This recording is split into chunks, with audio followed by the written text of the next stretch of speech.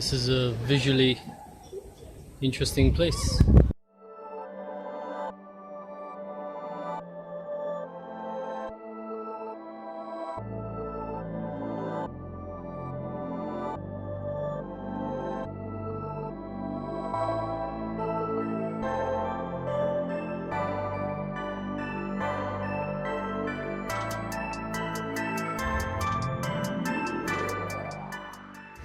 This has to be the nicest pizza I've had.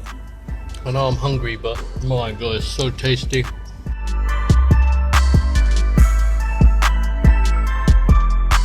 So it's Tuesday morning, first night in a European hostel. Rooms are warm, clean. This suits me fine because I'm riding all day and I just need somewhere to sleep. Outside in the parking area down there. Yeah.